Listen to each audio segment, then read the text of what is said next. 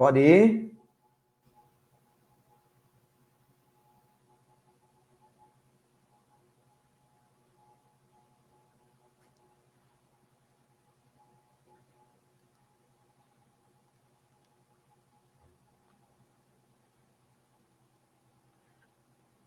Boa noite, companheiros, boa noite, companheiras, educadoras e educadores sociais. Eu sou Márcio Monjolo e estarei aqui mediando esse bate-papo incrível com nossa mestra Rosiane Moraes, né, do Movimento Nacional de Meninos e Meninas de Rua, e com o nosso querido mestre doutor Ivandro Salles. É isso? Vamos falar hoje sobre a formação dos educadores e educadoras sociais, né? Essa é a nossa sexta live. Nós iniciamos o nosso processo no começo de agosto, e assim, já foram 5 lives, e todas ao tema Lutas e Saberes, né? E todas estão relacionadas com a nossa primeira semana pernambucana de educadores e educadoras sociais. É um evento que nós estamos promovendo, vai acontecer nos dias 18, 19 e 20 desse mês de setembro, né? E a culminância com o aniversário de Paulo Freire, né? O nosso grande educador, né? Universal. Não é isso? E nós do coletivo, né? Estamos com nossa página no Facebook, dá uma chegada lá, acessa, comenta, né? E passa a bola para frente que o jogo vai ser bonito, viu? Vamos embora. Vamos chamar agora a nossa querida Rosiane Moraes, né? Para compartilhar conosco um pouco da sua história, né? Essa relação maravilhosa com o Movimento Nacional de Meninos e Meninas de Rua e toda essa vivência, né? Como educadora social, né? Toda essa luta, né? Que a gente tem. Vamos lá, Rose, tá contigo. Olá, boa noite, Márcio, boa noite, Ivandro, boa noite todos os companheiros e companheiras que estão aí nesse momento, nos reencontrando, né, nesse processo de troca, de diálogo. Meu nome é Rosiane Moraes, né, para quem não me conhece. Eu sou psicóloga, mas meu histórico é predominantemente como educadora, né? Eu coordenei durante 15 anos o Centro de Formação e Apoio aos Educadores do Movimento Nacional de Meninos e Meninas de Rua, né? Posso dizer que foi uma grande experiência profissional que me ajudou hoje a ser tudo o que eu venho acrescentando depois, tem muito a ver com tudo que eu aprendi e construí junto com o Centro de Formação, né, e com os formadores do movimento, né? Hoje eu tenho formação especialista em políticas públicas, gestão de serviços sociais, em direitos humanos, e estou mestrando em direitos humanos. Então, na verdade, o mestrado ele é consequência dessa construção. Essa construção veio antes, né? E ela hoje se soma como, digamos assim, um dever de levar para a academia ou trazer também de volta para o campo da formação dos educadores sociais, esse conhecimento que a gente está somando nesse processo. Eu já continuo, Márcio, ou é só apresentação agora? Pode falar mais. Não, Pode falar mais um apresentação, pouco. mais da apresentação? Ainda da apresentação? Sim, com certeza. Conta um pouquinho para a gente da tua relação com o Movimento Nacional de Meninos e Meninas de Rua. Minha relação, eu tive a honra e o prazer, né, de iniciar o centro de formação aqui, inicialmente, porque o centro de formação do movimento, né, dentro da política de formação, que eu vou falar um pouquinho sobre ela também depois, tinha como um dos grandes instrumentos da formação o centro de formação. Ele tinha um âmbito nacional e ele era dividido em 3 polos. O polo 1, que estava em São Paulo, e pegava toda a região sul-sudeste. O polo 2, que estava em Belém do Pará e atuava com a região norte. E o polo 3, que pegava todos os 9 estados da região nordeste. Então, vocês imaginem o que é o desafio na época, né? Eu, como educadora social também, tendo que iniciei como assistente pedagógica do Centro de Formação, E aí, com o tempo, acabei me tornando coordenadora do centro, e a experiência que a gente teve de ir construindo paulatinamente, desde a montagem da estrutura, desde a construção da política nacional de formação, construindo toda a parte teórica, toda a parte metodológica dos programas de formação, que eu vou falar um pouquinho sobre eles depois, que foram todos programas que foram construídos numa perspectiva exatamente de apoiar os educadores sociais na prática, porque é importante colocar, Márcio, que no período, né, a gente está falando aqui de 1990, o Polo 3 foi inaugurado em 91, não existia em nível nacional nenhum equipamento, nenhum serviço, nenhum centro de formação que desse conta das demandas que os educadores que estavam vindo exatamente, primeiramente, começando a quebrar com aquela visão, digamos assim, com o sistema de atendimento que sempre foi historicamente colocado para criança e adolescente. Então, historicamente, o que se tinha eram instituições que tentavam enquadrar, violentas, discriminadoras, né, que, ao contrário de compreender as crianças como sujeito, elas submetiam como objeto. E aí os educadores sociais, nesse momento que vieram constituir o movimento, eles vinham exatamente desse protagonismo de começar a entender e começar a praticar uma forma diferente de estar com a meninada. Começar a dar fala para os meninos e as meninas, começar a ouvir, não apenas ouvir. Rubem Alves disse assim, que a maioria das pessoas quer aprender a falar, mas não quer aprender a ouvir. E o exercício que os educadores fizeram nesse momento foi de estar, de ser presença com os meninos e as meninas em situação de rua. Então, nesse momento, nessa energia, que o movimento surge, e o Centro de Formação ele vem exatamente nessa perspectiva de dar voz, de dar espaço para que os educadores e educadoras construam esse conhecimento, reflitam sobre essa prática tão protagonista, tão nova, de que estava trazendo resultados tão interessantes e que estava repercutindo em nível nacional e para fora do país também. O que de fato a gente estava construindo, qual era, digamos, ele fundamentava assim que como era essa metodologia. Então, assim, o Centro de Formação ele veio exatamente para possibilitar um espaço de análise das práticas, de compreensão dessa prática, de perceber esse sujeito social que é o educador e que é o menino e a menina que estava, seja em situação de rua, que a maioria era em situação de rua na época, mas também nas comunidades, nas periferias, né? Quem é esse sujeito, compreender ele, saber como é que eu posso estar melhor com ele, de fato, construindo um outro conhecimento. Então, foi nesse momento, Márcio, que a gente pôde se somar, né, e construir o Centro de Formação. Ele partiu, de fato, de um protagonismo forte também das comissões estaduais, que no Nordeste sempre tiveram uma força muito grande, sempre se diferenciaram, embora em nível nacional todo o movimento estava bem organizado, mas em nível de Pernambuco e do Nordeste, os educadores, a partir de cada realidade, eles tinham uma força muito grande.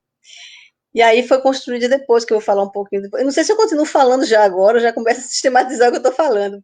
Ou se ainda vai ter uma apresentação, Márcio. Se você quer trazer alguma pergunta, se deixar, eu falo direto. A gente vai dar uma paradinha, uma respirada, porque é muita emoção, né? Pois é, Trazer toda essa você história. ficar aí silencioso, eu vou soltando aqui. Eu vou escutar muito, eu tenho muito a aprender com vocês, junto, com certeza. Tá? Com certeza. Então, como eu falei antes, né, a nossa data do evento ela vai culminar com o aniversário, né, de Paulo Freire. E assim, foi o maior educador social que a gente teve em terra, com certeza, né? E ninguém melhor para falar dessa história, dessa trajetória de Paulo, né, do que essa figura brilhante, né, maravilhosa, que a gente vai trazer agora, que é o Ivandro Salles, né, que vem comungar um pouco, né, dessas lutas e saberes conosco. Vem, Ivandro, estamos aqui. Tá, boa noite. a vocês, boa noite aos amigos que eu tenho certeza que estão me vendo e nos vendo e mandando energia para a gente falar umas coisas interessantes. Isso, eu estou aqui para captar as mensagens que eles estão mandando. Então, eu queria, antes de tudo, agradecer o convite, por ser lembrado. Eu acho muito bom ser lembrado de momentos importantes para amigos de experiência, amigos e algumas experiências, né? Sobretudo porque, nesse nosso período, na sociedade capitalista, quem não está sendo utilizado como força de trabalho e se aposenta, vira inativo, vira inútil, peso social. E então é o descartado. E até mesmo nos sindicatos, né, que cuidam muito da mão de obra ativa, não tem um grande espaço para os aposentados. Em alguns lugares onde são os aposentados até que seguram, como no campo, na área rural, o que sustentam os sindicatos, muitas vezes o que resta para eles são novenas, brincadeiras de crianças. Quer dizer, os aposentados são inativos e inúteis. Então, ser lembrado nesse momento, eu acho muito importante, né? Eu, aqui na preparação dessa nossa conversa hoje, eu revivi algumas experiências e vou dizer algumas delas. Eu sou professor aposentado, né? Meu último trabalho na universidade foi na Universidade Federal de Pernambuco, lá no campus de Caruaru. Mas aí eu revivi experiências tipo, que eu vou dizer aqui, avaliação do Retome Sua Vida. Tenho uma experiência permanente há 40 anos, que é a Oficina do Saber. É um grupo que se alimenta profundamente, tanto intelectualmente como emocionalmente. É um privilégio.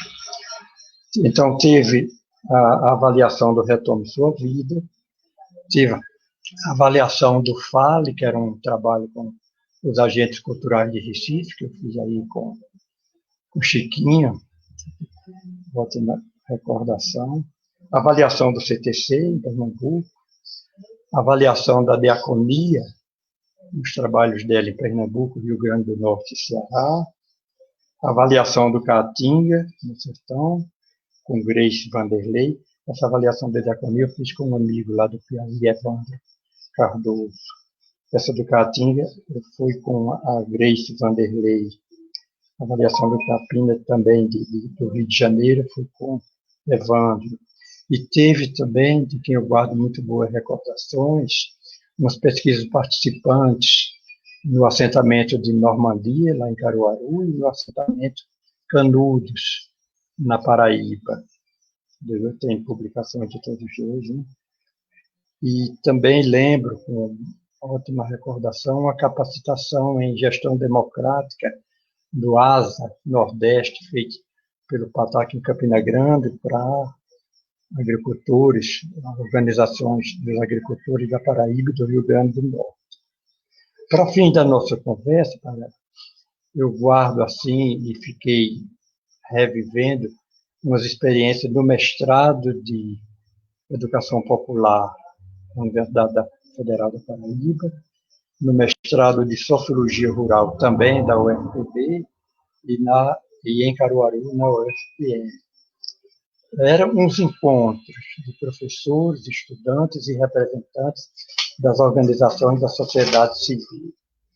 O convite que nós fazíamos para as organizações da sociedade civil era o seguinte: olha, a gente veio aqui convidar vocês para nos ajudar a salvar a universidade. Como salvar a universidade? Levando vida para dentro da universidade, ajudando os professores a secundar, alguma vez, uns programas que eles tinham que dar, umas aulas bastante sem graça, de levar a vida para a universidade e trazer para os movimentos informações. Tem pessoas muito boas, muito capacitadas, que estão obrigadas a repassar uns programas meio sem graça lá. Então, a gente está convidando vocês para salvar a universidade para ver como é que faz o casamento desse saber, do saber acadêmico, do saber vindo mais da experiência, ver como junta os saberes e as ignorâncias para ver se sai uma coisa melhor. E daí que minha experiência de um pouco mais de 50 anos, nessa semana eu fiquei mais pensando nas lições, do que tem de lições para o debate que a gente vai ter daqui a pouco. Outro dia eu fiquei todo satisfeito porque a coordenadora do mestrado lá de Campina Grande da época falou: você sabe que daquelas discussões da universidade com as organizações da sociedade civil, daí nasceu o Asa Brasil, eu fiquei todo lisonjeado que eu me afastei, mas que realmente foi uma experiência incrível, tanto em Campina Grande como em João Pessoa, como em Caruaru. Então, um pouco minha apresentação: moro em Itaperuá, na Paraíba, num sítio chamado Mandiquinha, em homenagem à minha avó, que assumiu o lugar dos meus pais, e um lugar muito bonito, no oásis. Então, um pouco minha apresentação vai ser isso. Daqui a pouco, então, a gente conversa sobre o tema, tá bom? Então, é isso, Márcio. É isso sim. E é um prazer imenso, assim, né, a gente poder compartilhar esses saberes, essas histórias, né? É bom com um cafezinho assim do lado, um bolinho, né? É bom demais. E agora sim a gente vai começar o tirinete, né? Que a construção da identidade do educador social, ela está em xeque. Nesse momento, nós temos diversas forças, né, que estão tentando assim modificar o nosso processo de construção, né, a nossa praxis diária, né? E essa luta não cabe só a gente que é educador social, não. Ela é uma luta da sociedade, porque reflete diretamente na sociedade, né? Na formação das pessoas, na cidadania, né? Na conquista dos direitos e na manutenção desses direitos. Então, assim, é muito importante que a gente se posicione enquanto sociedade civil, se posicione enquanto pessoas que pagam seus impostos, né, que têm o respeito adquirido, né, e as populações menos favorecidas também, as pessoas que estão em situação de rua. Não se engane, todos têm direito, sim, e esse direito tem que ser respeitado, certo? Existem milhões de verbas, né, milhões de movimentos que são feitos em direção a essas populações, mas que não chegam, os resultados não chegam. Então, a gente precisa, sim, se posicionar enquanto sociedade e cobrar pelos nossos direitos, ok? Agora, vamos lá, né? Roseane Moraes. Roseane coordenou o Centro de Formação e Apoio, né, aos educadores, conheceu o SENAP, né, conheceu todo aquele pessoal maravilhoso daquele tempo, né? Eu também tenho ótimas lembranças do SENAP, minha irmã, inclusive, pertenceu ao SENAP, né, Mônica Oliveira, né? E, assim, todas essas entidades que trabalharam nessa linha, né? E, assim, você que foi uma pessoa que trabalhou nessa construção da formação do educador social, né, e do educador popular também, né? Assim, como é que você vê, né, esse debate que está acontecendo em relação à necessidade da formação superior, né, a regulamentação da nossa profissão? Como é que você está visualizando isso? Pois bem, Márcio, eu vejo com muitos... Só um momento, Carlos. Eu vejo com muitos desafios, sabe, Márcio? Porque eu acho que a gente está trabalhando com conjunturas diferentes, mas eu acho que existem princípios e concepções que eles são muito claros da ação dos educadores, né? E aí, o que eu percebo como desafio? Nós vivemos uma época, digamos assim, sobretudo dos anos 80 e 90, onde eu falava exatamente dessa força desse educador e dessa educadora social que surgia com muita força a partir, e que era impressa a partir de uma prática educativa. Né? Tanto que Paulo Freire sempre foi, né, a grande inspiração nossa, né, do ponto de vista de fazer o tempo todo o processo de ação, reflexão, ação.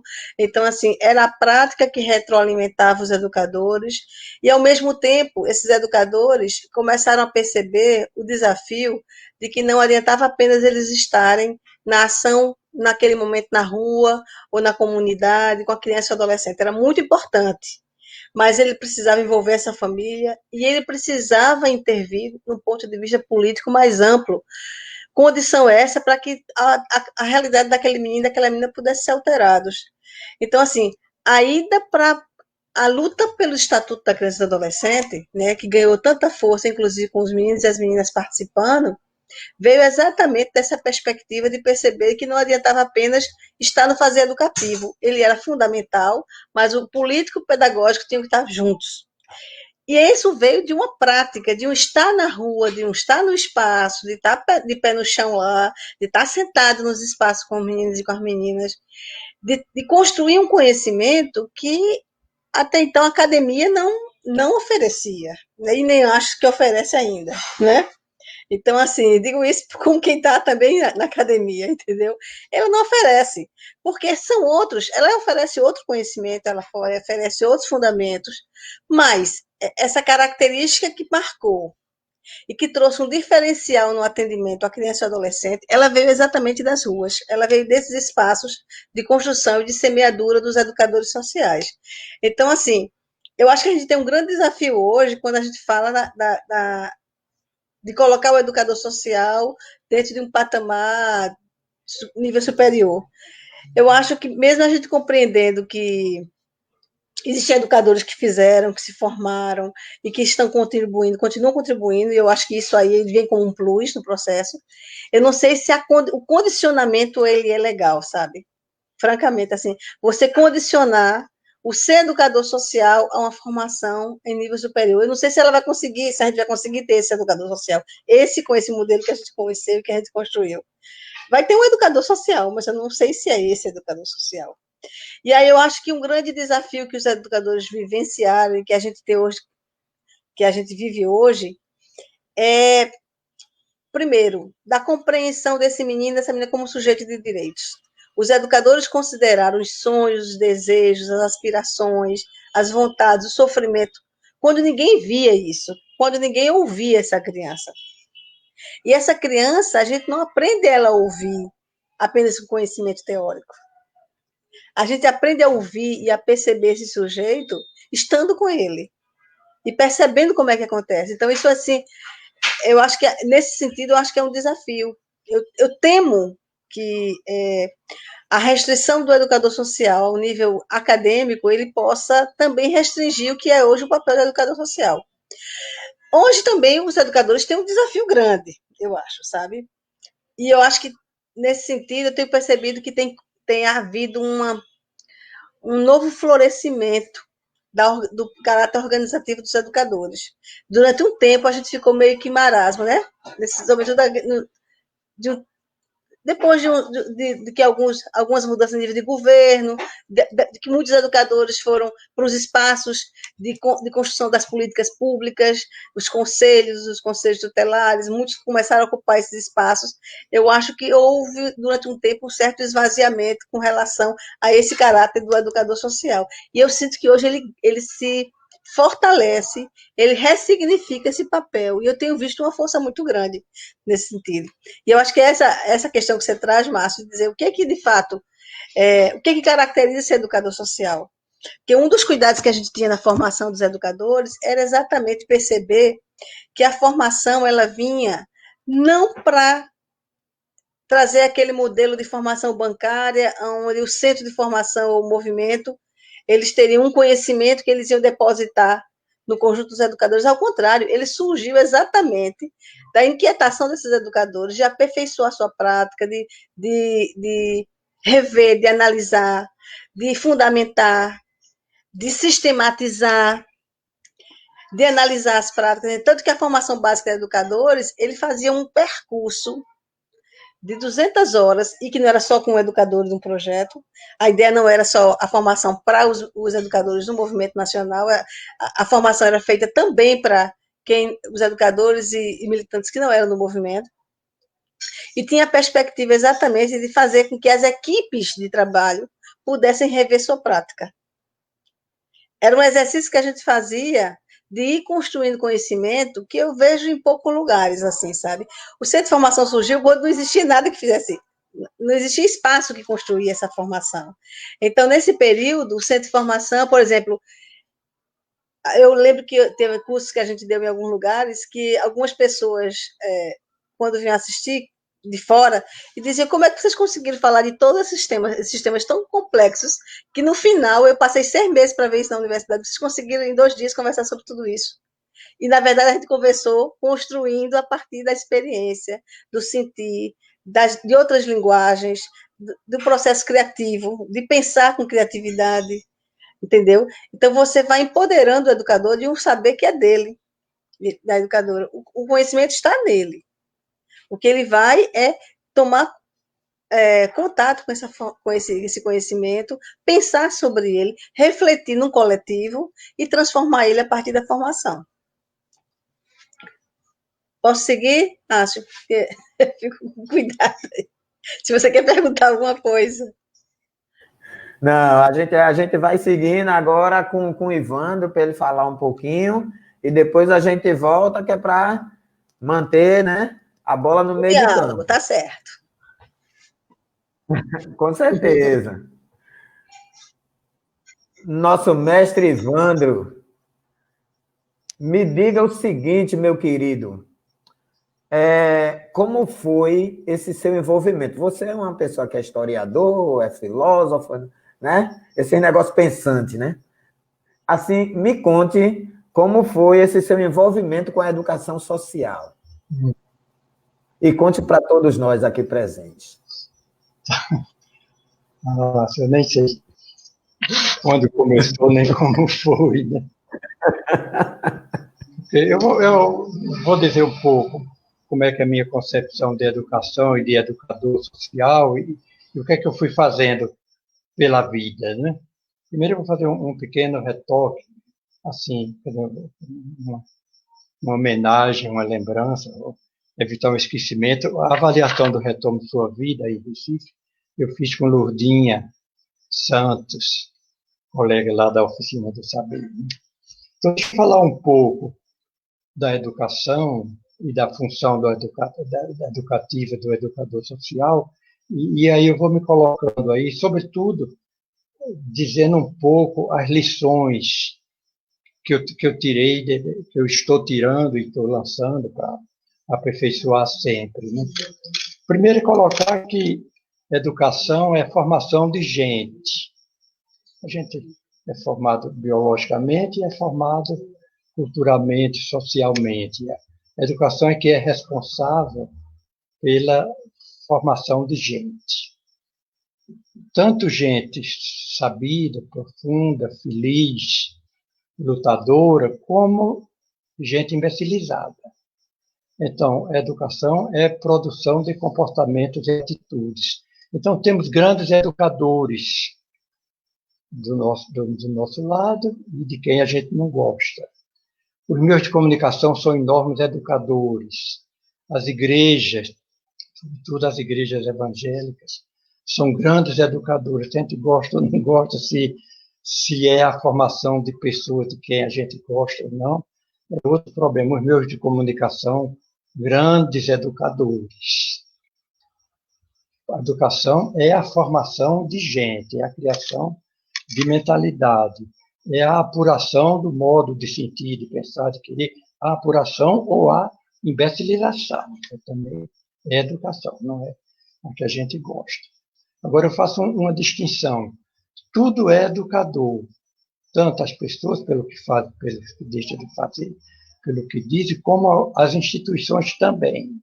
Tipo TV Globo, Igreja Evangélica, Igreja Católica, igrejas afro, Agora, algumas pessoas e algumas instituições têm a função de ser educador, ou por decisão, ou por profissão, se dedicam à educação. Esses são os educadores, digamos, educadores profissionais, os que têm a função de educar. Então, esses são os dirigentes, e para ter a função de educador, não precisa ter diploma universitário. O educador que nós queremos é esse, pessoas mais apuradas, mais profundas. E você pode ter pessoas sem diploma muito sábias e pessoas com doutorado com muito pouca sabedoria. Então, não é o diploma que define a sabedoria das pessoas.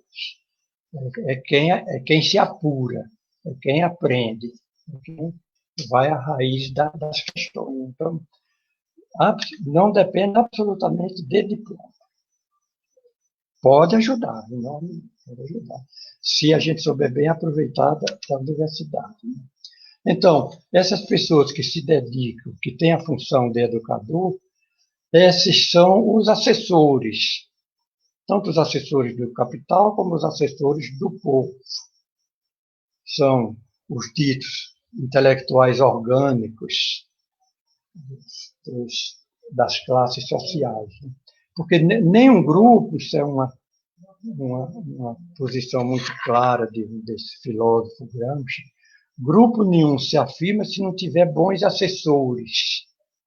E aí aqui me dá uma certa atenção quando eu comparo os assessores do capital, com tanto tempo, com salários altíssimos, com todos os meios de que dispõe, com os nossos educadores sociais, com tanta dificuldade financeira, com tanta dificuldade de falta de tempo de sobrevivência. E aí, eu sempre me lembro, eu já repeti muitas vezes essa historinha, que para mim tem muito a ver. Me disseram uma vez que veio um rapaz para conseguir um trabalho na cidade grande, perguntaram, você sabe fazer o quê? Falou, qualquer coisa eu tenho que sobreviver. Então você vai transmitir uma partida de futebol. Ele passou 1h30 dizendo, lá vem, lá vem, lá vai, lá vai. Tu vai a bola, lá vem, lá vem, lá vai, lá vai. Nesse momento me deu um calafrio, porque eu falei, pronto, sou eu e somos nós, os intelectuais orgânicos do povo, que não nos preparamos muito bem e o mundo está se acabando e a gente lá vem, lá vem, lá vai, sem saber o que está acontecendo. Né? Então, eu vou começar por aí dizendo qual seria a função política de um educador social. Qual é a sua relação com a sociedade? Uma primeira coisa é isso, é fazer uma pergunta que eu acho que nós educadores temos que fazer. Que sociedade eu quero ajudar a construir? Que tipo de pessoas eu quero ajudar a formar? Aí é uma opção. É uma opção. E aí ter certeza que dentro do capitalismo não tem salvação. Vai ser disso a pior. Sabe por quê? Porque no capitalismo tudo é ou tudo vira mercadoria. O grande objetivo, Deus vira mercadoria, criança e adolescente vira mercadoria, a honra se compra e se vende, o voto se compra e se vende. Então, é um produtor de mercadoria. Dentro desse modo de produção, o grande objetivo é o lucro. E o grande meio do lucro, necessariamente, é a exploração. É trabalho não pago e é a dominação das pessoas para produzir mercadoria, porque a venda e compra de mercadoria revela o lucro ou realiza o lucro. Né? Então, tem essas duas grandes perguntas. Que sociedade eu quero? Sabendo que, se perpetuar o capitalismo, não tem solução. E que tipo de gente eu quero? Gente sabida, forte, corajosa, tranquila, autônoma, ou pessoas imbecilizadas, ou pessoas sem muita consciência. Então, também, como eu estou dizendo, o grande objetivo é o lucro, a grande estratégia são estratégias de explorar os trabalhadores. O governo, aí eu vou entrar também numa questão que eu acho para nós muitíssimo importante, o governo das sociedades capitalistas não podem deixar de ser o serviço ao capital. Não pode. Dentro das estruturas governamentais tem os aliados, que trabalham com muita dificuldade para conseguir alguma coisa. Haja visto os nossos parlamentares, que dificuldade tem de aprovar algum projeto. Eu fico me lembrando da alegria enorme de Marx, em 1872, 73, quando elegeram alguns deputados para o parlamento alemão.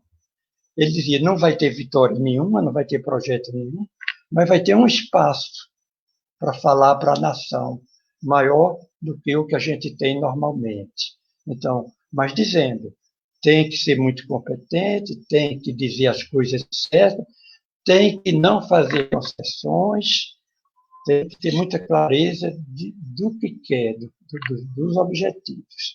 E aí, como dizia também o Gramsci, tem que ser inflexível ao nível dos princípios e tem que ser tolerante ao nível dos meios, mas sempre na linha de substituir o capitalismo por sociedade mais cooperativa, e toda a produção da sociedade é coletiva, mas o consumo é individual, o poder é individual, a cultura é também privatizada, tudo é mais ou menos privatizado. Né?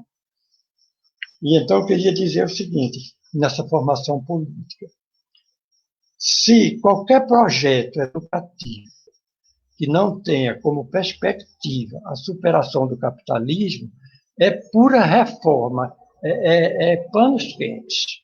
É um projeto reformista de planos quentes. Como é que a gente vai fazendo as concessões, como é que vai conseguindo, fazendo avançar, mas se não tiver como perspectiva a mudança do sistema, é reformista, planos quentes. Então, em que, digamos, para mim, o desafio dos educadores sociais, nessa linha que a gente está querendo, precisava uma, digamos, formação de conjuntura. A formação de conjuntura. A conjuntura não é assim, saber muita informação de saúde, muita informação de emprego, muita informação, mas é conhecer o jogo de interesses da sociedade. Existem os interesses que já estão afirmados, existem interesses que estão tentando se afirmar, tem privilégios já muito afirmados. Então, uma das estratégias, um dos desafios nossos é conhecer quais são os objetivos, as estratégias, as táticas, as vitórias, as derrotas dos diferentes grupos, sobretudo dos grupos principais, que são os grupos econômicos. Quem são os grupos econômicos? Os trabalhadores e os capitalistas. O grande agente econômico da sociedade são os trabalhadores, tanto pela importância como pelo número, e que nem sempre conhece a sua importância. Né? E aí, quando a gente não conhece bem esse jogo, me lembro de novo uma história que eu já repeti muitas vezes. Uma vez em Cametá, lá no interior do Pará, antes de começar uma reunião, eu fiquei ouvindo os trabalhadores conversarem. E eles relatavam a luta da onça com o jacaré. E disseram o seguinte, o problema é o seguinte, a onça não sabe lutar dentro d'água. O jacaré não sabe lutar fora d'água. A onça é sabida, ela espera que o jacaré saia. Quando ele se afasta o suficiente, ela avança. Como ele não tem mais meios, ele fica entorpecido e a onça começa a mastigá-lo pela cauda. E eu falei para ele, escuta, não é muita covardia isso, não? Do jacaré, falou, quem manda ele não saber o campo de luta dele? Quem manda ele passar para o campo do adversário e lutar onde o adversário é forte? De novo, eu me tremi de dizer, se a gente não tiver cuidado, a gente vai ficar lá vem, lá vai, lá vai.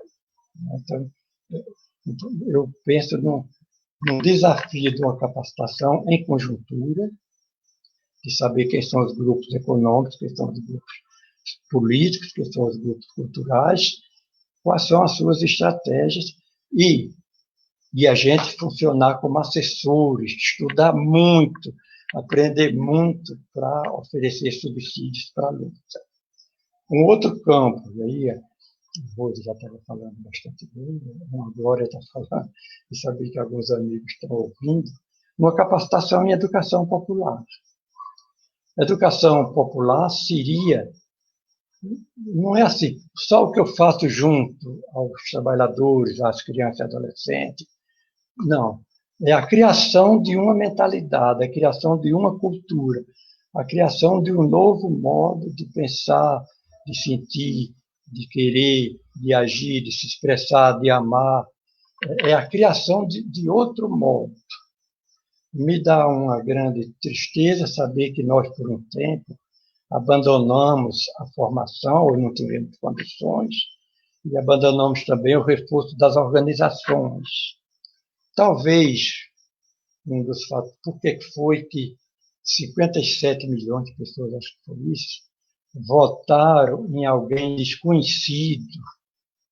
E o que conhecíamos é o seguinte: nunca fez nada, é torturador, amigo de torturador, é preconceituoso e se elegeu. Se elegeu.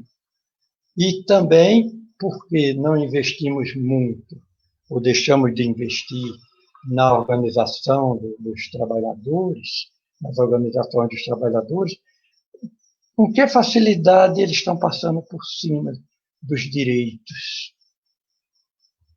A gente não, eu acho isso muito impressionante. Uma vez, aí, no período do retorno de sua vida e também do período da avaliação da diaconia de Recife, do saudoso pastor, na época da Arnulfo, uma senhora lá em Campina do Barreto, ouvindo lá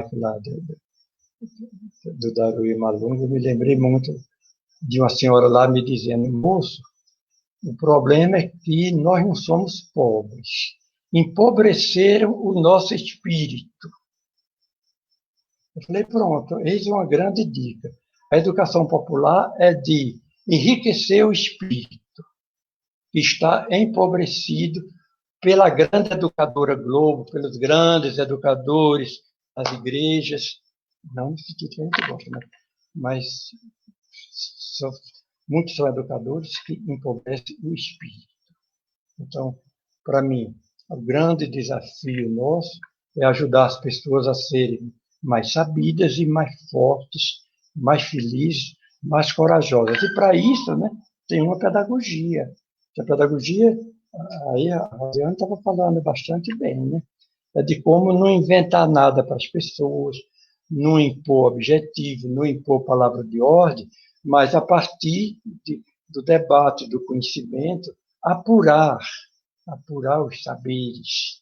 A educação é muito menos diploma e mais falar o coração, acertar no que interessa, apurar o que interessa. Porque seguramente as novelas sempre acertam no que interessa. Eu não sei se aprofundam o que interessa, se aprofunda os interesses. Então, Márcio, amigas e amigos, eu estava muito nessa linha de dizer de como nós saber não entregar nossos destinos ao governo, não entregar o destino a ninguém, ser donos do próprio destino. Porque no capitalismo é assim, os empresários mandam no governo e o governo manda em nós, porque nós entregamos o nosso destino ao governo, que não pode deixar de ser um serviço ao capital. Lá dentro tem os nossos aliados que nós devemos reforçá-los, e até agora, nessas eleições municipais, cuidar muito de colocar pessoas interessantes nas câmaras, né? Mas não entregar, né, o destino ao governo. Não ter governo, é ser governo. Não deixar que mandem no nosso destino. Recobrar, resgatar a autonomia pela qual lutávamos tantos até num certo momento, e eu lamento muito, por circunstâncias, termos abandonado o reforço das organizações da sociedade civil e não termos investido com muita energia, apesar das dificuldades, na capacitação, na formação política e pedagógica dos nossos educadores sociais. Eu acho que eu vou parando por aqui, porque normalmente eu gosto mais de abrir o apetite do que de empapuçar as pessoas, né? Eu não gosto muito da pedagogia, do empapuçamento, do emplatinamento. Seguramente as questões vão vir muito mais interessantes, tá bom? Com certeza, Ivandro. E assim, eu fico maravilhado com toda essa gama de informações, mas também é aquela pulga, né? Que vem atrás da orelha da gente, porque assim, a gente nunca está satisfeito com a nossa ação, né? A gente sempre acha que aquela ação não foi complementar, não encerrou, né? Mas a gente está numa questão muito séria, porque essa questão da formação do educador enquanto uma pessoa que necessariamente não precisa ter o diploma, né? Para a gente está vendo com uma visão muito, muito transparente, né? Por quê? Porque a gente tem, dentro do nosso grupo, nós temos pedagogos, assistentes sociais, jornalistas, licenciados. Então, assim, a formação superior existe sim, e as pessoas estão galgando os seus espaços, né? Necessariamente não estão neste curso, né? Que nem existe ainda, e assim, nós temos assim diversos questionamentos com relação a ele, né? Por quê? Porque o nosso estudo, a nossa discussão não está no nível. A questão não é o nível. Se tem um curso, que exista um curso, mas que ele seja acessível para todo mundo, que ele venha num formato de um curso oferecido pelas instituições públicas, porque é nosso direito. É nosso direito.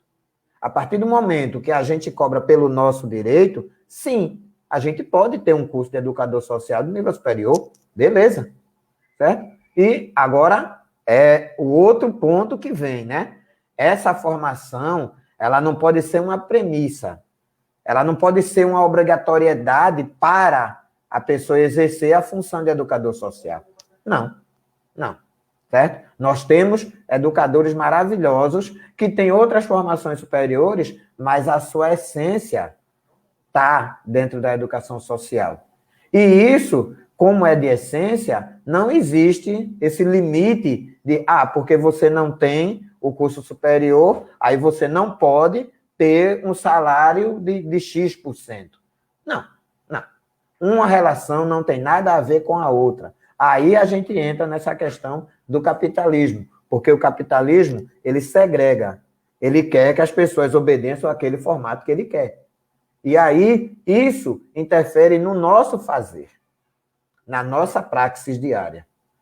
Porque a partir do momento que você não é valorizado enquanto profissional, né, que é uma utopia do educador social, é ser valorizado enquanto profissional. Por quê?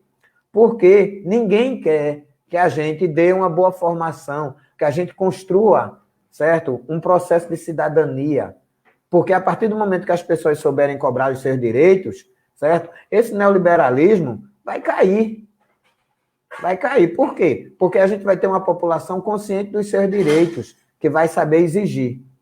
E quando você sabe exigir, quando você tem argumentos para exigir, você questiona o posicionamento que é colocado de cima para baixo. Né? A gente começa a nivelar as coisas, a horizontalizar. E isso é perturbador para quem está no comando, para quem se diz governante. Não é isso?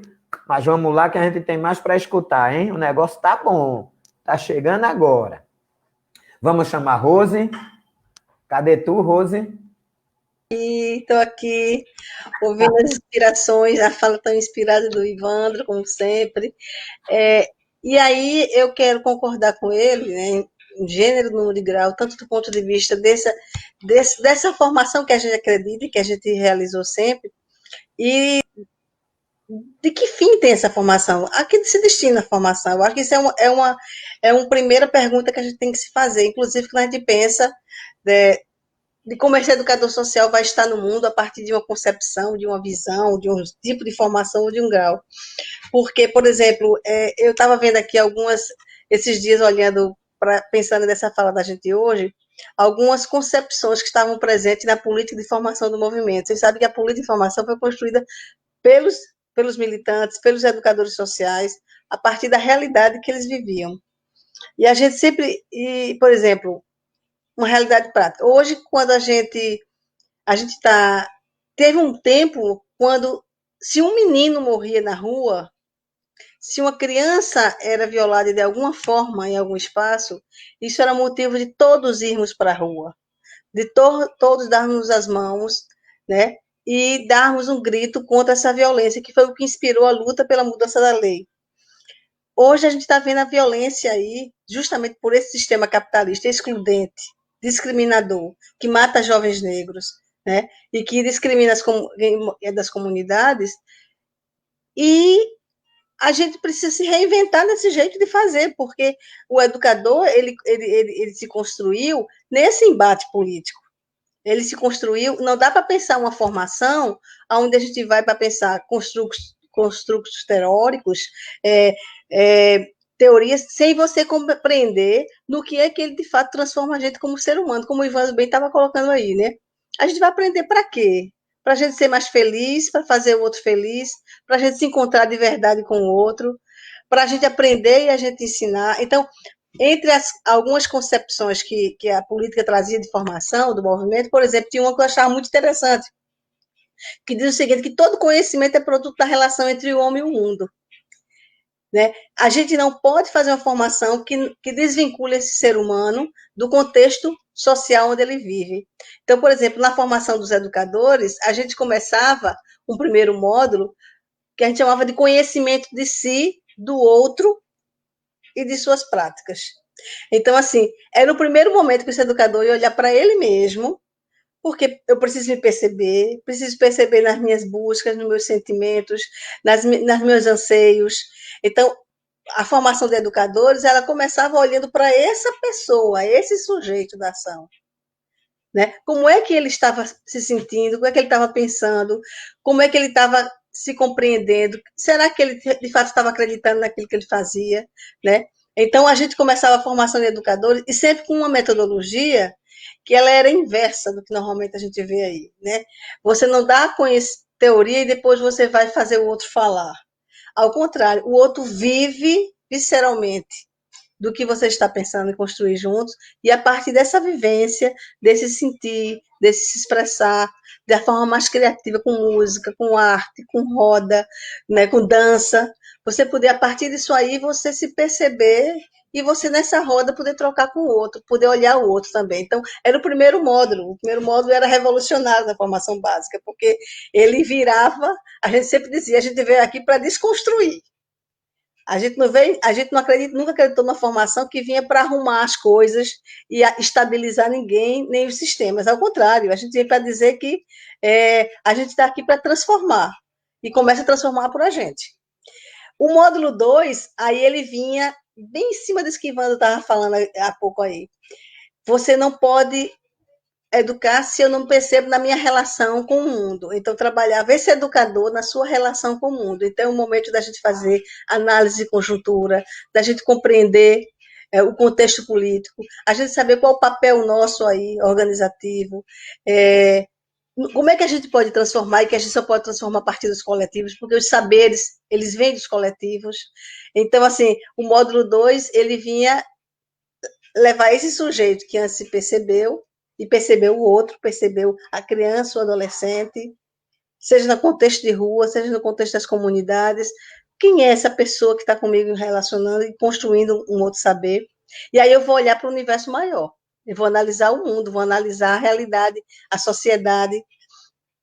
E aí, no módulo 3, aí ele já volta para si de novo, vamos dizer, agora vamos analisar como é que essa minha prática educativa ela está se expressando e ela está baseada em quê? Aí a gente vai construir e vai sistematizar, vai avaliar. O módulo 3 ele ajudava os educadores a entender esse escritor na nossa história, porque quando a gente analisou a relação com o mundo, a gente percebeu que a gente está num mundo escrito por brancos, homens brancos, dentro de uma visão que segregou a mulher, que segregou as crianças, né, que segregou os idosos, os negros, os índios.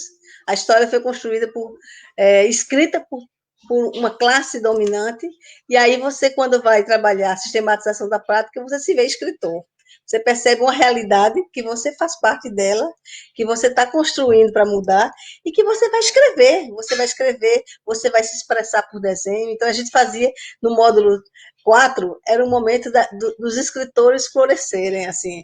As pessoas saíam, a gente produzia livros, as pessoas saíam inspiradas a querer construir sua história. E a gente partia da história que eles estavam construindo cotidianamente. No módulo 4, aí já era o momento da gente olhar e dizer assim, o que a gente está fazendo, mas que a gente ainda até pode fazer melhor. Vamos avaliar essa prática. E aí a gente ia instrumentalizar os educadores para olhar para a prática, não vendo a avaliação dentro desse sistema, né? Desse visão de educação, onde tem alguém que avalia e alguém é avaliado, onde alguém tem a verdade unilateralmente e o outro simplesmente vai receber. Então, os educadores percebiam que avaliar a prática é aprender olhando de novo para o que a gente já fez. Eu ir no carro e eu entender que eu, além de olhar para frente, eu preciso olhar para o retrovisor, para perceber que tudo que eu construí, no que é que ele me ajudou a ser o que eu sou, no que é que ele está construindo bem, no que é que a gente precisa rever. Então, no módulo 4, a gente analisava as práticas educativas. Então, nesse caminho entre conhecimento de si, conhecimento do mundo, a análise das práticas, sistematização e avaliação, os educadores e educadoras iam se apropriando dessa prática, revendo, avaliando e fundamentando, e quando chegava no módulo 5, a gente chamava de reorientando as práticas. Aí é o momento de olhar para tudo que a gente construiu e dizer, olha, hoje a gente tem condição de dizer o que a gente precisa fortalecer mais, onde é que a gente está frágil, o que a gente precisa reforçar do ponto de vista desse sujeito que a gente trabalha, que é criança e adolescente, porque a gente se descobre como, por mais educadores cuidadosos, que a gente também tem um lado autoritário, porque nós fomos educados numa escola autoritária, e aí você precisa olhar para isso, né? E ver como é que a gente expressa no dia a dia esse sistema aí que o Ivan estava falando, capitalista, que ensina a gente a ser autoritário em muitos aspectos, ensina a gente a ser, muitas vezes, não aceitar as diferenças, né? Não aceitar a alteridade como parte da vida, entendeu? Então, assim, é um momento que os educadores, de fato, quando eles saíam no final do curso, eles tinham feito um caminho, uma trajetória que tinha começado por si e que tinha feito pela prática, por esse olhar da criança, por esse olhar coletivo, né? Tanto que normalmente a gente não trabalhava com um educador por projeto. A ideia era equipes de educadores. Então, pelo menos, de cada projeto tinha que vir 3, 4 educadores, porque eles tinham que voltar para lá com essa prática, porque tem intermódulos que eles iam voltar para pensar de novo. Então, assim, são alguns princípios que a gente considera fundamental, né? Quando a gente trabalha conhecimento, exatamente esses aí. Você perceber que o conhecimento ele é construído historicamente, que nós estamos o tempo todo sendo forjados numa cultura autoritária, que não quer que a gente veja de verdade, que não quer que a gente enxergue, que não quer que a gente aceite o outro, que quer que a gente discrimine. Né? E nós estamos vivendo hoje um momento de refluxo profundo que a gente precisa, do ponto de vista da inserção política nossa, sabe? Às vezes eu fico de cabelo em pé, porque quando eu vejo certos desgovernos, certas questões que são colocadas, e eu olho e disse, meu povo, o que a gente vai fazer? Onde é que a gente tem que ir, né? Como é que a gente tem que voltar lá atrás e ver aquela força tão pujante que a gente teve, que fez com que mudasse a Constituição, que criasse o Estatuto, que trouxesse uma outra perspectiva para as crianças? Onde é que a gente tem que encontrar de novas respostas para a gente conseguir enfrentar essa situação que está aí, para a gente não desanimar? E eu acho que isso que a gente está fazendo aqui é um caminho, sabe? É um caminho. Quando a gente para, a gente se vê, a gente se reconhece e a gente percebe essa riqueza que a gente tem tão forte, né? Então, esse é um pouco assim, eu acho que o Centro de Formação, né, do Movimento Nacional de Meninas de Rua, ele tinha vários programas de formação. Esse é um, a formação de educadores. Porque naquela época a gente dizia assim, olha, a gente tem que enfrentar esse desafio. E para isso a gente tem que se formar. Então, tinha formação para os dirigentes, formação política, que é um dos programas de formação. A formação de formadores, que era um programa muito importante, porque ele municiava as comissões estaduais para constituir equipes, núcleos de formação em cada um dos estados. Então, esses núcleos, eles acompanhavam a formação no estado, eles acompanhavam os núcleos de base, o que eram os núcleos de base? Eram os espaços organizativos das crianças e adolescentes, e que respeitavam o jeito dos meninos fazerem. Então, o núcleo surgia na rua, surgia na esquina, surgia na comunidade, surgia lá dentro de um programa, em espaço diferente. E tinha sempre como perspectiva que era o menino que dizia como queriam, como tinha que ser feito, e os educadores acompanhavam. Então, esses núcleos de formadores nos estados, que foram constituídos junto com o Centro de Formação, eles davam esse suporte para as equipes nos estados. Um dos programas era a formação para a organização dos meninos. Olha só. Então, a gente entendia que a gente precisava ter um espaço para a gente retroalimentar esse trabalho da organização dos meninos. Para que a gente pudesse formá-los e ajudar eles nesse processo de formação política constante. Né? Formação para participação nos espaços políticos, né, que são os conselhos de direitos tutelares. As primeiras formações do Conselho de Direitos Tutelares em todos os estados, praticamente, né, foi feita pelo Movimento Nacional de Meninas de Rua. Então, assim, os primeiros cursos de formação, eu lembro que as pessoas que começavam com o Conselho Tutelar, que não sabiam nem para onde que ia ainda, né, em Recife, eu lembro, e como a gente foi construindo juntos essa compreensão de estar nos conselhos e a sociedade, os educadores estarem nos conselhos. Então, hoje a gente tem outro desafio nessa inserção política que a gente não pode perder. E é isso que eu tenho receio, porque isso não se aprende apenas teoricamente. Isso tem a ver com um compromisso, uma formação política, um compromisso e uma sensibilidade que a gente vai construindo. Isso não sai do nada, né? E, para mim, a formação dos educadores, a formação da militância, ela precisa fortalecer esse aspecto aí, sabe? De inserção, de participação, de empoderamento, de coletividade. É por aí que a gente tem que andar. Eu vou parar aqui, porque senão não para. Não, mas está dialogando. Como mandou aqui o nosso amigo, o companheiro Júnior, ele mandou aqui, é muito bom escutar as nossas referências. E eu vou mais além. Eu acho que as nossas referências, elas têm que ser trazidas o tempo todo, os que estão em terra e os que já subiram. Por quê? Porque a nossa construção, nós estamos sendo forçados a abandonar a nossa construção. O sistema político, ele está guiando, assim, forçando, está colocando a gente dentro de um caminho feito boi, quando vai para o abatedouro. Você tem que ir, não tem outra escapatória. E isso está fazendo com que a gente não consiga dialogar esses seres. Quando se chega no momento da gente pôr em prática, a gente leva uma gama de conhecimento, a gente está adquirindo o nosso processo de construção, e a gente impedir diversas coisas, são várias barreiras, são vários... como é que eu posso não ser agressivo?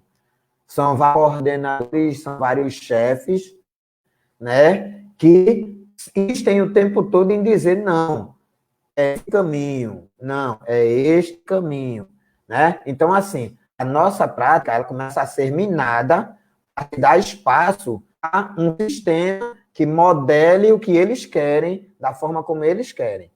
E aí, o nosso trabalho, ele está sofrendo esse processo de minimização, né? O educador social, ele entra hoje num projeto, ele entra num serviço de convivência, num CRAS, e muitas vezes as pessoas elas ficam subutilizando o potencial de nós educadores, certo? Para fazer diversos serviços que não competem, certo? E, ao mesmo tempo, eles impedem que a gente faça a nossa prática. Por quê? Porque a nossa prática é uma prática libertadora, é uma prática que tende a criar opções para as pessoas, né? Dar às pessoas a ideia de que elas podem, sim, escolher um caminho, escolher um processo a seguir, certo? E não ser simplesmente um objeto, ser aquela coisa conduzida, né? A gente precisa ter isso muito transparente para que essas crianças que estão junto com a gente, elas tenham essa opção, essas opções, né? Um leque de opções. Que aí sim eles vão poder dizer, eu quero isso, eu não quero esse, eu quero esse, né? Aí ele vai estar exercendo a sua cidadania. Ainda não plena, mas é um início necessário, porque as pessoas precisam saber que elas têm o direito. Não é isso? Vamos chamar Ivandro novamente. Ivandro, cadê o cafezinho?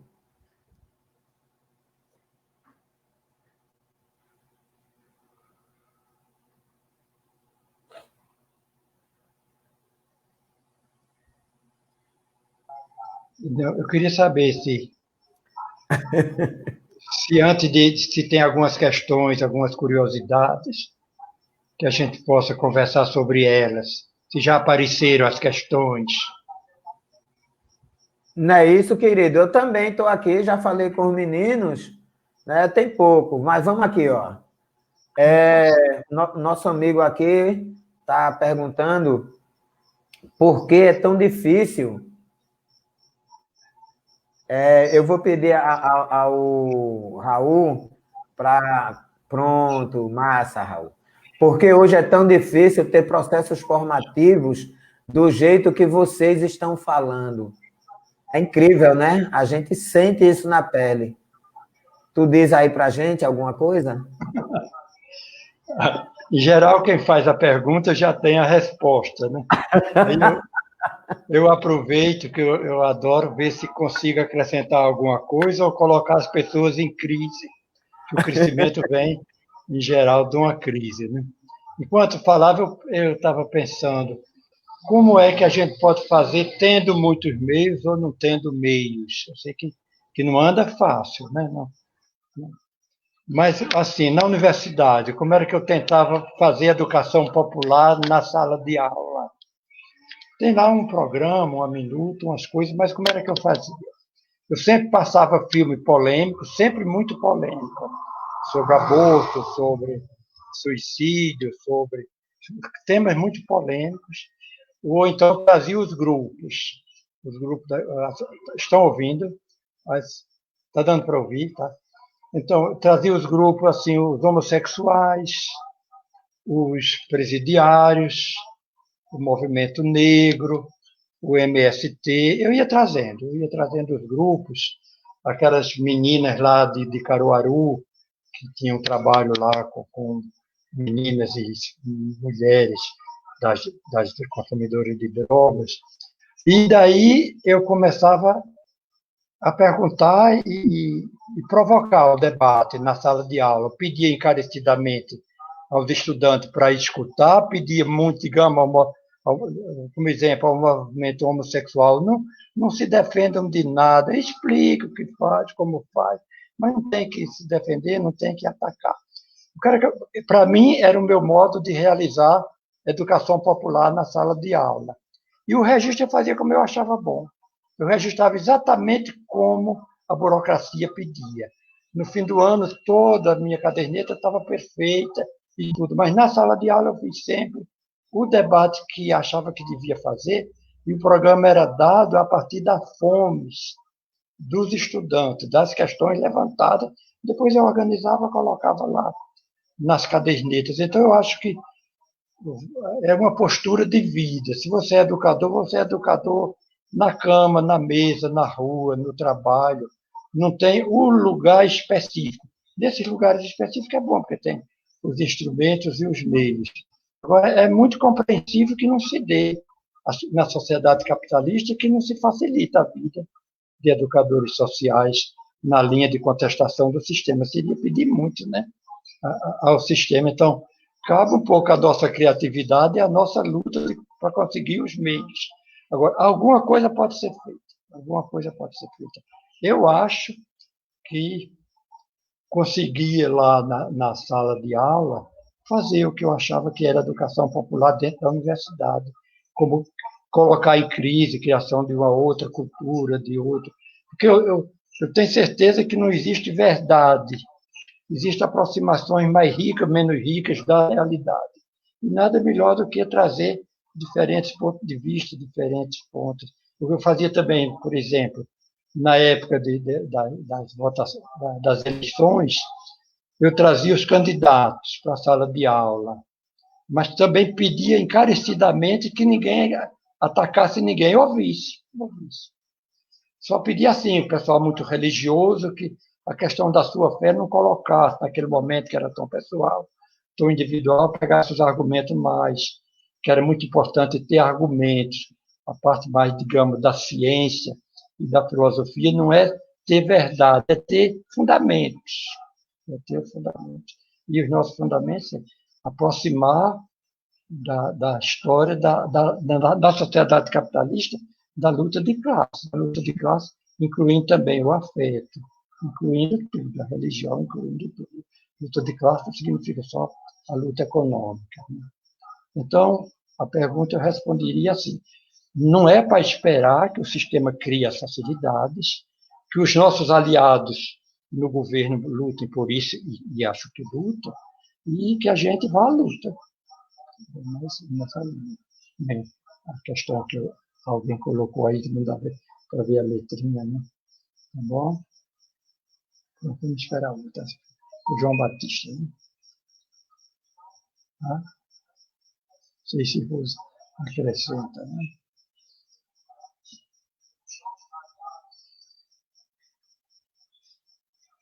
Silenciamos todo mundo.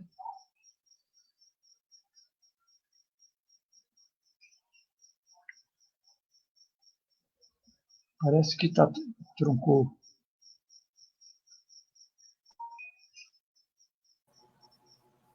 Oi. Estão me ouvindo? Agora sim.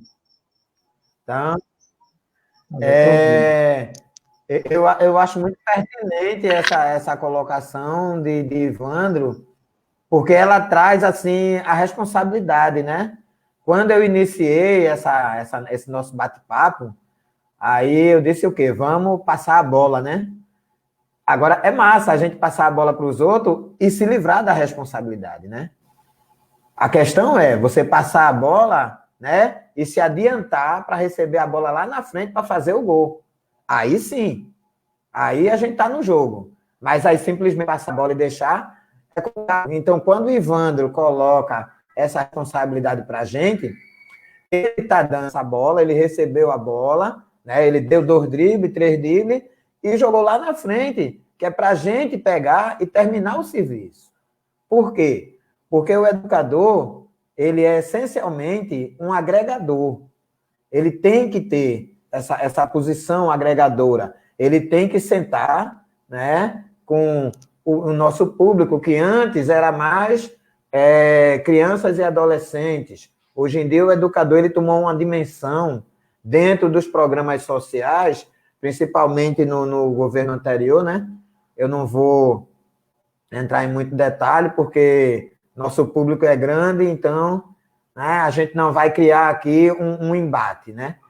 Mas, assim, a gente teve muito, né? Teve um desenvolvimento muito bom dentro do processo, né? Eu também concordo, Marta, a subversão é perfeito, sim. E a gente conseguiu os espaços para trabalhar com as pessoas idosas, né? A gente conseguiu trabalhar muito, e estamos trabalhando muito, principalmente agora nesse momento de pandemia, com a população em situação de rua, né? Que aí é um público que inclui pessoas idosas, crianças e adolescentes, né? Mulheres vítimas de violência, né? Homens, tá? Todo o público em situação de rua, ele inclui toda essa gama. Então, assim, o nosso trabalho, ele se torna um trabalho muito mais delicado, um trabalho que a gente tem que ter uma atenção muito maior, tem que ter um olhar muito mais focado, né? E ter aquele cuidado de trazer essas pessoas para os seus direitos que estão sendo violados, né? E, ao mesmo tempo, fazer com que os direitos eles sejam colocados e representados pelas entidades governamentais. Por quê? Não chega para eles que teve um financiamento, que veio uma determinada verba, né?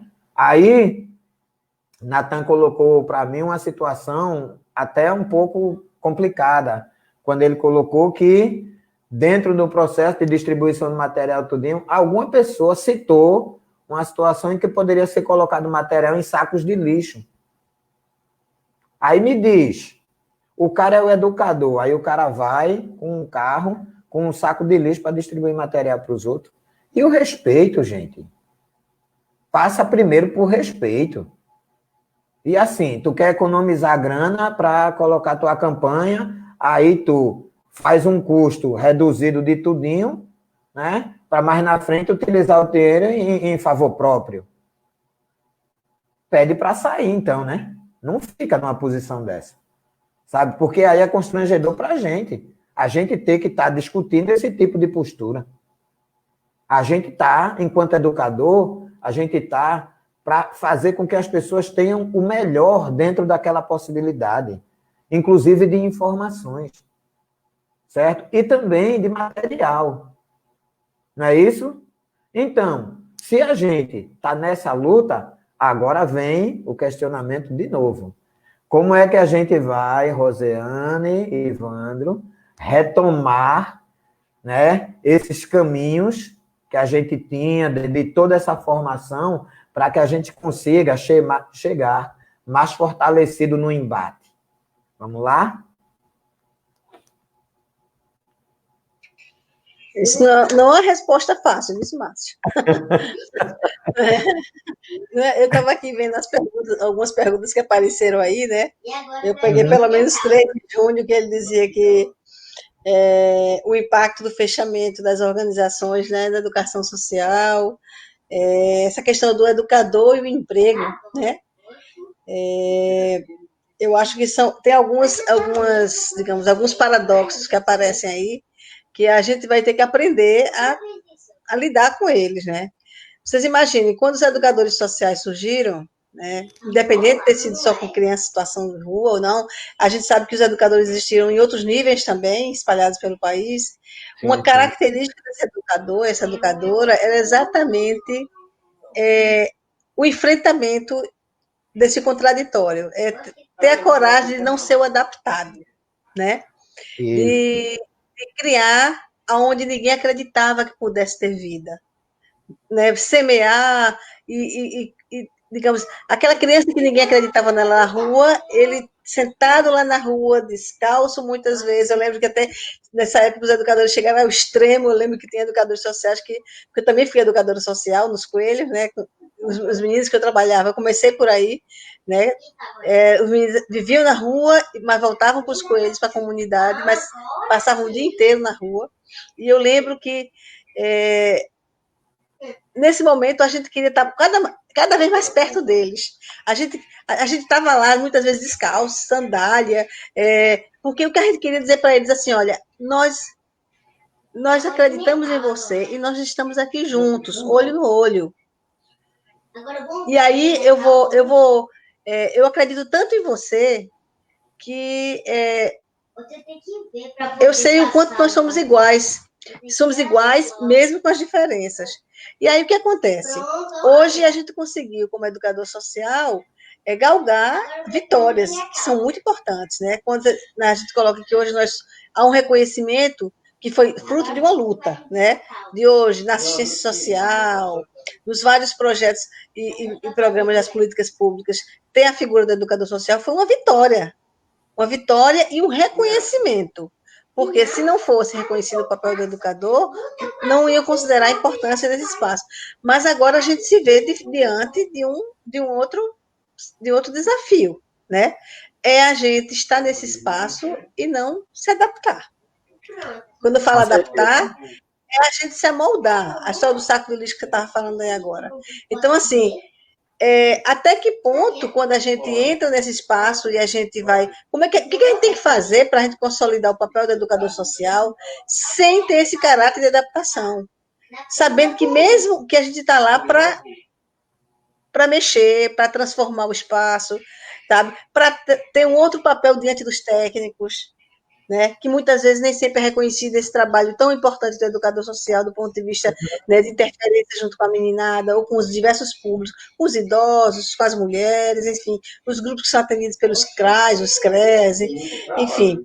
Então, assim, eu acho que, eu não sei se eu estou me expressando bem, mas, assim, existe aí um paradoxo, que foi a gente ter encontrado o reconhecimento, e agora, estando nesse espaço reconhecido, a gente precisa resgatar esse nosso caráter não adaptativo, revolucionário, Com que certeza. desconstrói, que incomoda, sabe? Que cria, onde ninguém pensa que pode criar.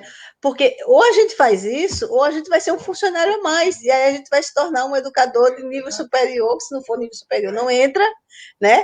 Vai constituir só uma equipe técnica, e aí esse caráter, que eu acho que Júnior também botou aí, assim, que antes, hoje, é um emprego muitas vezes, mas antes o emprego, esse compromisso político de transformação vinha antes do trabalho, né? Até Isso. porque nem existia o trabalho, na época nem existia, né? Muitos educadores começaram como voluntários na rua, os projetos vieram depois, e aí eu chego aos projetos. É lamentável o tanto de projetos sociais que a gente sabe que fecharam por conta de financiamentos, de apoio, né? Seja na nível o próprio movimento Meninos de Rua, no seu reordenamento institucional, acabou não conseguindo mais manter o centro de formação. Muitos projetos sociais que a gente sabe que tem, o próprio Senap, né? A gente sabe alguns que se mantêm hoje com muito esforço, como a equipe, como Luiz Freire, todo mundo numa batalha cotidiana para conseguir continuar vivendo e fazendo o trabalho que realiza, né? E aí os projetos sociais de base, que a gente sabe que muitos fecharam. Ivandro falava do Retome Sua Vida, eu coordenei o Retome Sua Vida, a construção dele, né, na época. E aí a gente batalhou junto nessa época aí, o Retome na sua originalidade, como ele surgiu, que ele surgiu dos projetos, dos educadores, que criaram uma forma de articulação e apoio mútuo, e o Retome Sua Vida tinha esse caráter, né? Então eu lembro que muitas dessas organizações da época que existiam, que começou lá na base, no meio da rua com os meninos, elas não existem mais. Muitas não existem mais. As que existem hoje ainda conseguem se manter por ter um rol maior de parceiros, por ter uma incidência diferenciada, por terem mudado a própria forma de atuar, né? Também. Isso. Tiveram que se reinventar no jeito de fazer a educação social para poder sobreviver. Em alguns aspectos também se adaptaram para ser financiada, né? Então, assim, eu acho que esse caráter de não adaptar-se, de ser revolucionário, de mexer, de incomodar, que o educador social sempre teve, ele precisa ser retomado. Porque ou a gente faz isso, ou a gente vai estar muito bem obrigado. Empregados, organizados, institucionalizados, mas essa característica diferenciada que nos fez ser, né? E transformar esse país do ponto de vista de mudar a lei, de mudar a forma de participação das crianças, que ainda é um grande desafio, né? O meu projeto de mestrado, eu estou em Direitos Humanos na Federal, trabalhando exatamente a escuta das crianças. Porque para mim foi sempre um grande incômodo, né? Como não se ouve as crianças? Como elas não têm expressão na sociedade. Então, assim, isso os educadores sempre fizeram muito bem, né? De ouvir as crianças, de dar voz, de ouvir o silêncio, de ouvir o que não está dito, de ouvir no afeto, no olhar, no gesto. São muitas formas de ouvir. E os educadores sempre deram um banho nisso, né? Então, a gente precisa voltar para esse canto aqui do não adaptados, dos que querem mexer, que querem incomodar, que estão buscando o que está mais adiante, e que ainda nem foi reconhecido como importante. Foi isso que marcou a nossa trajetória, como movimento de meninos de rua, como centro de formação, como educadores nas bases. Foi isso, né? Esse caráter que sempre incomodou. A gente não era, nem sempre a gente era bem visto, ao contrário, muitos de nós apoiou da polícia, brigou com a polícia, e com muitas pessoas que estavam em cargos aí administrativos, por conta da postura que vinha para, de fato, ter uma opção. A nossa opção é de um lado. Nós temos um lado nessa moeda. Nós somos contra o capital, nós somos contra essa adaptação, nós somos a favor de quem está hoje mais vulnerável. Né? E a gente sabe que nossas crianças são mais vulneráveis, na maioria das vezes. Então, eu acho que não tem fórmula, sabe? Só fechando a resposta, Márcio, não tem, mas eu acho que o que a gente está fazendo hoje, de juntar esforços, de criar espaços, de potencializar o que a gente tem, que a gente acha que precisa continuar nutrindo para se reinventar nessa outra realidade que a gente está vivendo agora, eu acho que já é um passo importante para a gente retomar essa formação que Júnior disse aí, que a gente não consegue fazer. Consegue, Júnior. Eu acho que a gente precisa, talvez, juntar forças nisso e buscar estratégia, mas a gente consegue. Eu não acredito que a gente não consiga fazer mais, não. Eu acho que a gente consegue. Isso é uma questão muito nossa, né? Porque, assim, a gente, apesar de toda a questão que a gente está vivendo, a gente tem esse sonho, né? Guardado com a gente, que a gente sempre vai conseguir mudar alguma coisa. O mínimo. Sim, com certeza. É o que alimenta a gente, né? É o que faz com que a gente permaneça nessa discussão, nessa briga, com o salário pequeno, certo? Sendo o tempo todo subutilizado, certo? Todo o nosso conhecimento. A gente fez cursos, fez formações. A Paulos, lá de São Paulo, a Sociedade, né, dos Paulinos, deu curso aqui, a gente fez a formação tudinho, mas, assim, quando a gente chega, né, as pessoas não respeitam, né, o conhecimento da gente. As pessoas acham que o educador é aquele subalterno que tem que baixar a cabeça e fazer aquilo e pronto. E que não tem que se meter com política.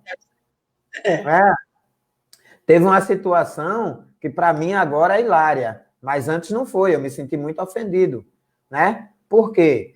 A gente tem uma questão muito séria lá, eu trabalhava no serviço de convivência e dava um auxílio no grupo de idosos e no grupo de mulheres. Então, estava tendo uma confusão muito grande, porque era época de eleição. Aí eu propus para a coordenação do CRAS a gente fazer uma palestra, né, sobre o que são os poderes, né? Poder executivo, legislativo e judiciário. E como eles interferem, como é que o nosso voto interfere, né? Aí, depois que estava tudo pronto, tá aquele lanchinho natural, né, que sempre tem no CRAS, quando tem um evento, aquela coisa, né? Aí eu passei os slides, tudinho, conversei com as meninas, expliquei para elas, as mulheres do grupo, né, e elas questionavam muito, porque não voto mais naquele safado, não sei o que, aquela coisa toda, né? Bem assim. Mas depois, quando terminou, aí uma pessoa da equipe do CRAS chegou para mim e fez: poxa, eu não sabia que tu sabia mexer nesse material, não. Eu me acabei, né? Eu digo, gente, aí eu, assim, não demonstrei a minha insatisfação, né? Mas cheguei para ela e digo, não, eu sei mexer nisso aí, sei mexer em muito mais também. O problema é que aqui eu não tenho espaço para isso. E saí de perto, né? Mas eu fiquei indignado, porque, assim, para onde foi toda a minha formação? Sabe? Foi para a latrina, feito o outro jogou. Qual foi o lugar que a gente conseguiu como educador social? Em que lugar precisa ser colocado, entendeu? Que espaço de respeito precisa ser impresso? Isso. A gente tem que retomar isso urgentemente. Porque nossas formações, elas não estão indo para o caminho que tem que ir, né? Elas estão sendo mal utilizadas, subutilizadas. E aí a gente não consegue fazer esse trabalho que você trouxe tão brilhantemente, que é o de sentar, o de conversar, o de fazer com que as pessoas visualizem o que é o potencial delas. E a partir daí, sim, elas podem praticar a educação social à vontade. Não é isso, Ivandro? Entra aí com a gente. Pegando um gancho, eu acho que o nosso reconhecimento, que é importante, vem fundamentalmente da nossa representatividade, ou seja, da nossa ligação com as bases e da nossa competência. Isso, porque tem dois tipos de poder. Tem um poder careta, que é o de mandar, de decretar, de punir, e tem um poder enorme de fazer cabeça. E só faz cabeça quem capta qual é a do coletivo, qual é o perigo coletivo, só tem isso quem tem ligações com suas bases, e quem reflete muito, quem é competente nas teorias e metodologias do que faz. Né? Então, eu penso assim, que como o conceito de organização mudou também, a organização não são as formas, organização é um modo coletivo de pensar e decidir junto. Então, em qualquer local onde a vida colocar, a gente pode fazer. Eu sempre penso que um local ultra privilegiado para fazer educação popular é dentro das escolas. Dentro das escolas, se um professor for bem capacitado, ele pode fazer educação popular, de criar uma nova cultura, de aprofundar a autoestima, de valorizar o saber dos alunos. Não valorizar para canonizar, não. Todo saber é para ser transformado. Todo. Não tem verdade, não tem conhecimento que seja o bom, o verdadeiro. O melhor é o que tem mais argumentos e é o que captou mais dimensões, que é dada pelo coletivo. Então, eu acho que, tomando a organização, que é o instrumento de ter força e de aumentar o poder, tem esse poder de fazer cabeça, de organizar o querer coletivo e de colocar as pessoas em crise. Eu acho incrível se você dá um toques. Não para pulsar, não. Fazer sermão para ninguém não dá certo, não. Mas dar um toque para colocar as pessoas em crise, eu acho que é revolucionário, pessoalmente.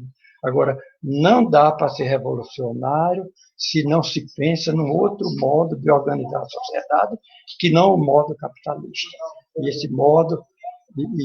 E assim, alguém perguntou, não dava para ver as questões todas, as dificuldades no espaço governamental. Eu acho que a dificuldade é enorme, mas é um campo também de resistência, de você conseguir aliados. Isso eu acho muito bom. Tanto Marx como o Gramsci, que são dos clássicos de quem eu gosto muito, são vários desses daí eu gosto especialmente bem. Né? É de como ser intransigente ao nível dos princípios, você não pode compactuar com o capitalismo, mas ir conseguindo as coisas nas alianças, nas parcerias, no confronto, quando possível, quando necessário. Tem lugar que não pode abrir de jeito nenhum, e em outros momentos você vai conseguindo os espaços, você vai conseguindo vitória, vai colocando a fronteira mais para frente, vai conseguindo mais aliança, vai cativando, vai seduzindo sem ser chantagem, por uma coisa que tocou o coração das pessoas, eu acho. Que é um caminho que qualquer lugar é lugar. Vai depender um pouco se você é uma pessoa coletiva, se você está dizendo o que estão mandando. Uma vez achei muito bonito, lá em Diamantina, em Minas Gerais, tinha um agricultor que falava, daí a pouco ele se calou. Aí alguém perguntou, por que você se calou? Ele falou, porque eu mandava e Ivandro falava. Eu fiquei todo ancho, todo feliz, e pronto, estou conseguindo emprestar umas palavras para dizer umas coisas que as pessoas estão querendo dizer. Eu acho que se a gente conseguir dar uns toques para colocar as pessoas em crise, e conseguindo alianças, parcerias, oposição, tem que ter oposição, não abrir de jeito nenhum determinadas coisas, não tem que estar assinando manifesto qualquer, com qualquer pessoa, não pode. Tem que ter assinar coisa que tem um projeto onde aquelas pessoas ganham, mas a gente também ganha. Não pode assinar onde só sai perdendo, onde só a gente alimenta o projeto dos outros. Né? Então, eu acho que tem os espaços mais fáceis e os espaços mais difíceis. Por definição, o nosso é mais difícil. Por definição, é mais difícil porque a hegemonia e a dominação estão no outro campo. E não vamos esperar que eles facilitem a nossa vida. Nós é que devemos arrancar. Nós é que devemos mandar no governo como os empresários capitalistas mandam. E colocar o governo e os nossos representantes a nosso serviço. E tem possibilidade disso. Agora mesmo, para essas eleições municipais, tem que colocar pessoas interessantes nas câmaras e nas prefeituras. Né? E a gente apertando eles, não deixando nada eles folgados depois de serem eleitos, ou na solidão daquela coisa horrorosa que são as câmaras e os senados da vida. É um pouco. É pena que eu não vi as questões. Eu vi que várias pessoas fizeram questões, mas, de um certo modo, eu estou tentando adivinhar quais são. E se eu adivinhar se as energias mandadas eu captei, estou devolvendo. Tá bom? É mais nessa linha. Não sei se outras que apareceram, porque não deu para ver as questões aqui. Né? Tem uma amiga que está mostrando de vez em quando uma. Né? Tá? Não sei, é isso? Captei? De novo parece que parou. Né?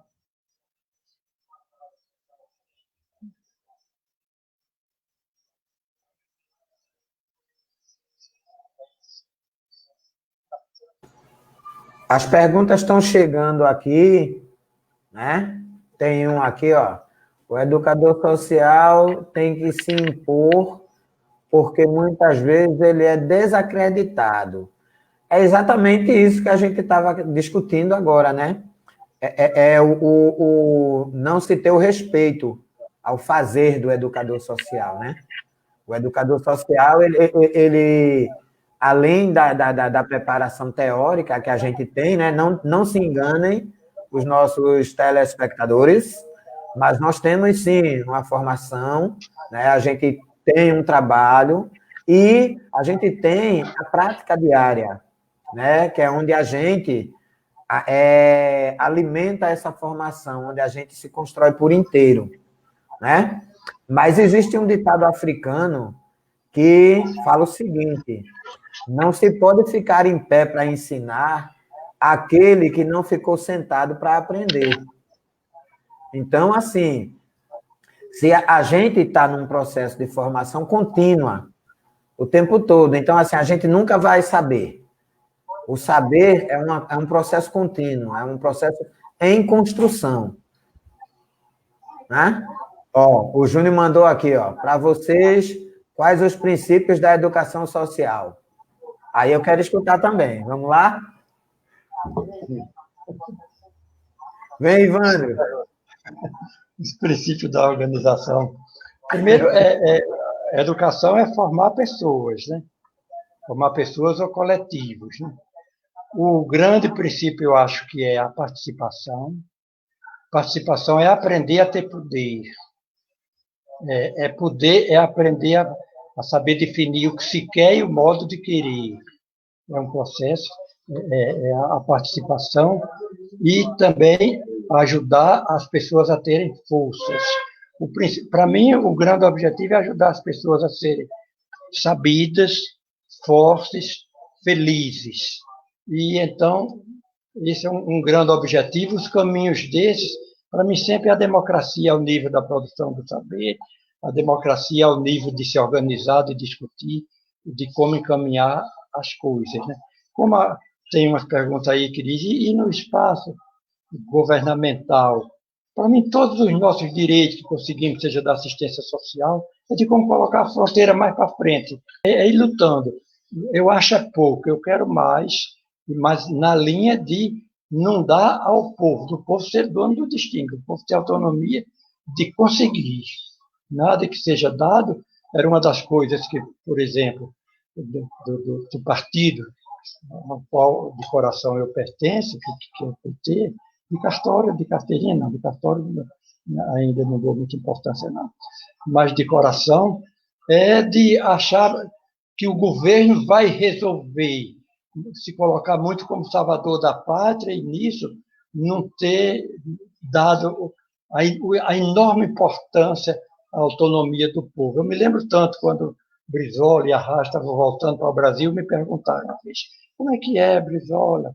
E Arraes, eu falei, maravilhosos. Eles adoram o povo, mas eu acho que eles não gostam muito do poder do povo. Eles não investem tanto, eles são bons, eles ainda são salvadores da pátria, eles ainda são salvadores, são bondosos com o povo. Isso eu queria muito que os nossos governantes fossem um serviço às decisões do povo, os funcionários do povo. Mas a gente vai aprendendo na vida, né? Eu fico rezando muito para que Lula, que estudou muito, volte menos salvador da pátria, que não existe, e muito reforço da organização do povo.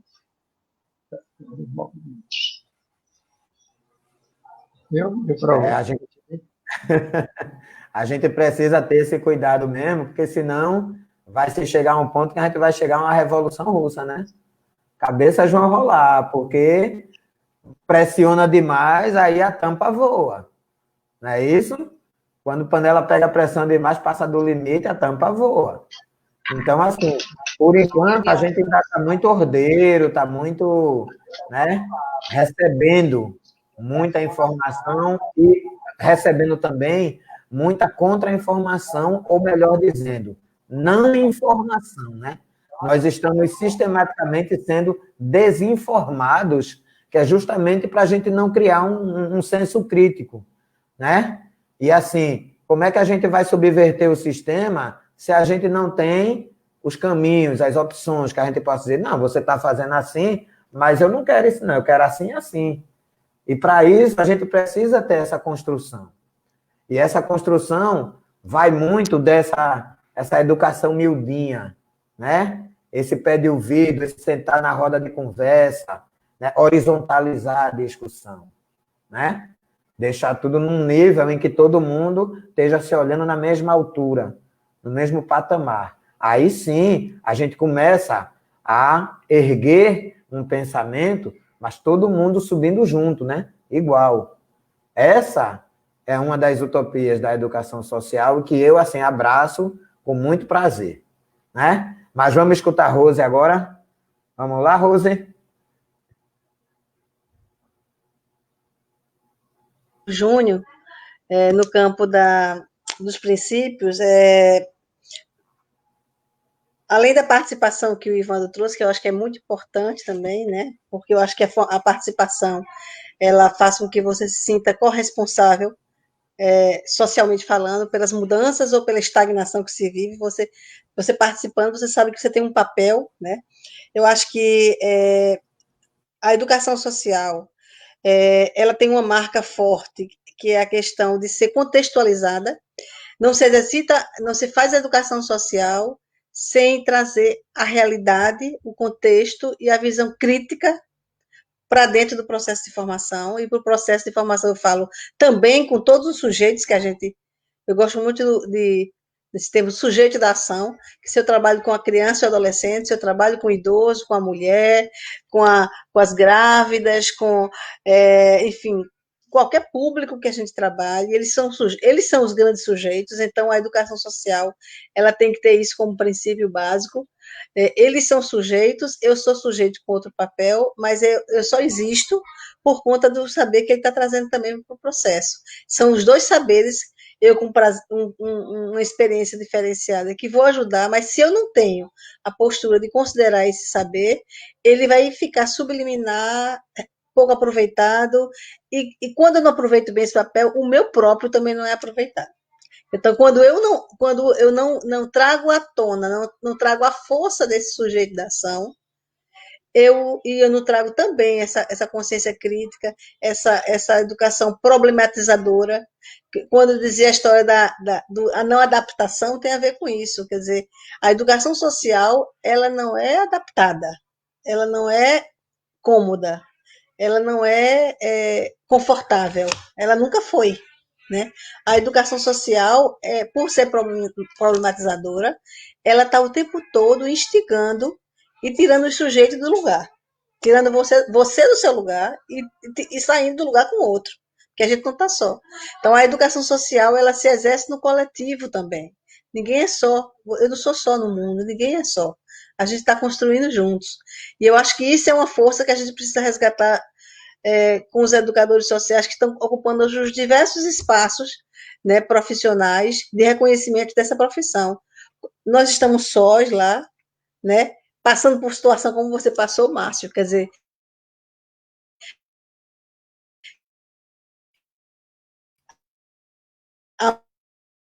onde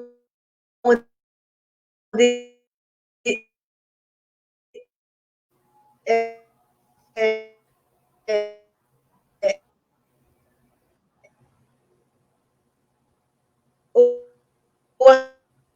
a gente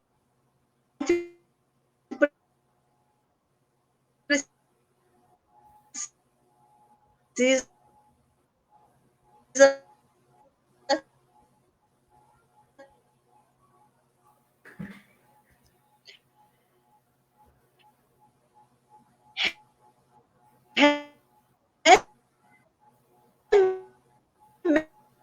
eu,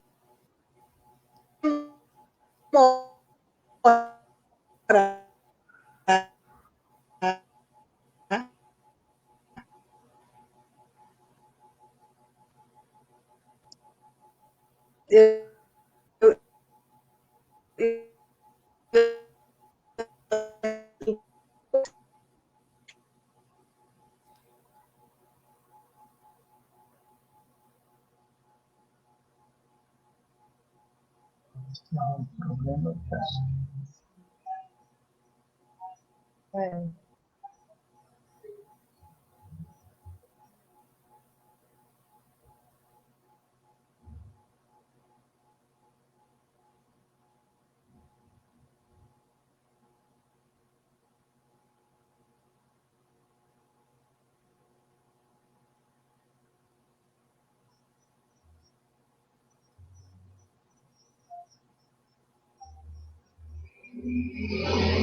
Caio, coitado. Será que eu posso entrar? Ele vai. Sim, sim. Pode falar, Ivandro. Posso, a internet censurou. Foi, teve Não, é o um. seguinte, assim, quase como a gente está, talvez, andando para terminar, nesse momento atual tem uma brutal desproporção de forças, né? Das corporações, das multinacionais, dos paraísos fiscais que mandam nos governos de todos os países.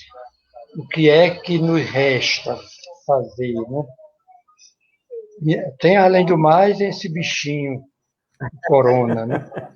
Que, para nossa felicidade, ele é democrático. Ele ataca pobres e ricos. Porque se tivesse atacado só os pobres, era uma maravilha, porque sempre fez parte do capitalismo dispensar, arrumar um jeito de matar aqueles de quem o capital não vai precisar. Né? Então, já tem gente demais de quem o capitalismo, de quem o capital não precisa, nem como trabalhador, nem como mão de obra, nem como consumidor. Então, é importante limitar a população. O vírus não está alimentado porque ele mata também os ricos, os capitalistas. Senão, no Brasil, quem manda é ele, né? Quem manda é o vírus. Ele vem, ele vai embora no momento que ele quer. Né? Então, tem um princípio de que eu gosto muito, né? Que é, de novo, de Antônio Gramsci. Nessa brutal desigualdade do mundo, como equilibrar o pessimismo da inteligência em derrotas permanentes que nós temos, com o otimismo da vontade. O otimismo da vontade é a luta, é a organização para a resistência, para viver bem na luta, viver intensamente. Meu bisavô dizia, viver bem para morrer bem. Então, nos resta agora, sabendo nessa brutal desproporção, onde, de fato, temos derrota atrás de derrotas, e eles têm vitórias atrás de vitórias, conseguir, com o otimismo da vontade e da esperança, e não deixar de lutar onde nos é permitido. Que um princípio da neurose, da psicose ou da esquizofrenia é você ter objetivos para os quais você não tem meios. Então, não dá para querer salvar o mundo, não dá para querer ter objetivos se a gente não tem as armas suficientes. Então, como lutar bem com as armas que nós temos, e elas não são poucas, que são, sobretudo, a arma da educação social, de ajudar as pessoas a serem mais sabidas, mais fortes e mais felizes. Né? É isso um pouco. Quase como encerrando, que não está havendo aí um problema de comunicação, né? Sim, sim. Já sai. Vamos ver se ela consegue voltar, né? Porque essa conversa era negócio para durar até amanhã, né? Assunto a gente tem. O mundo não vai se acabar hoje. O mundo não vai se acabar hoje. Né? Com certeza, a gente vai de pouquinho em pouquinho. São doses homeopáticas. Então, Ivandro, já tem um bom adiantado realmente na hora, né? E eu queria que você dissesse assim, o que é que você achou, né? Qual essa sensação que fica de participar dessa nossa atividade, se a gente está no caminho realmente, a construção é essa realmente. Eu lamentei não ver a cara dos meus amigos, dos meus queridos amigos, mas sei que eles estão me vendo, né? Mas é tão bom ver a vibração deles e captar, né? Eu fiquei muito feliz de ser lembrado, como eu já falei. Quero me colocar à disposição para sair não, porque eu nunca estive, na inutilidade que o sistema quer colocar os aposentados. Então, eu me disponho de coração a ajudar as pessoas a serem mais profundas e mais felizes nesses tempos de muito tipo de pandemia. Né? Agradeço de coração ter participado e espero ter contribuído, ter captado uma mensagem que meus amigos querem que eu diga. Tá bom? Eu agradeço. Aqui eu falo agora em nome do coletivo, nós ficamos imensamente felizes, né, por essa aula, né, de educação social, por toda essa construção, né, essa construção que perpassa pela academia, perpassa pelos saberes e lutas populares, né? E assim, foi ótimo, eu fico lisonjeado, assim, fico muito feliz, estava nervoso, mas agora eu estou bem melhor, né, de conduzir, né, esse trabalho, para mim foi imensamente prazeroso, ok? E vamos ver se a gente consegue... Agradecer a essa equipe aí, que com tanto carinho, né? Às 7h pouco estava aí Anderson, Raul, e os que estão aí na retaguarda, né? Chiquinho, Natan. Foi muito bom. Sem eles, né? Com certeza. Não teria sido tão bom. Eu queria agradecer. Com certeza. E eu acho que a Rose não vai conseguir retomar. Não é isso, Antônio? Me dá aí um posicionamento. E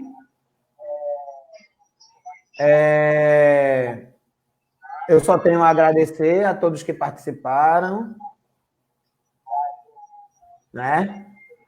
E, assim, agradecer muito a Rosiane Moraes por essa participação significativa que ela teve com a gente, né? Toda essa essa fala, né, para rememorar para a gente a construção, né, do movimento, a construção do ECA, né, a participação ativa nessa garantia de direitos, né, importantíssima, e que agora a gente precisa mais do que nunca, porque os nossos direitos estão sendo violados assim, abertamente, certo? A gente tem metade da população apoiando um projeto neonazista, fascista, né? Um projeto de segregação, um projeto preconceituoso, racista. Então, assim, a gente precisa mais do que nunca de uma educação social forte, né, que prepare os nossos jovens para questionar, para lutar, para defender os seus ideais, né? E nós, enquanto pais, enquanto avós, que já temos avós aqui no nosso grupo, mães, né? Tem toda uma construção familiar, não nos moldes vigentes, mas temos uma construção, sim, e eu acho que tudo parte do respeito, respeito às pessoas, respeito aos direitos, né? Os direitos, eles não foram comprados, eles foram conquistados, eles foram discutidos, né? E, com certeza, Chiquinho, a noite foi muito saborosa, realmente. Viu? E assim, eu só tenho a agradecer a todos que estão acompanhando e lembrar que a gente tem mais uma live na quinta-feira e vamos ter no dia 18, 19 e 20 a nossa primeira semana pernambucana, que vai alcançar outros estados, com certeza. Nós temos diversos educadores em diversos estados que estão conectados com a gente 24 horas, acompanhando tudo. E o coletivo, mais uma vez, né, está de parabéns com essa participação. Né, eu fico muito lisonjeado pelo convite e a sensação de dever cumprido, né, de missão cumprida. Mais para frente, a gente começa a luta de novo. Vamos cutucar a onça, né? Agora com a vara maiorzinha para ela não morder a gente, né? Vamos lá, gente. Boa noite. Muito obrigado a todos vocês.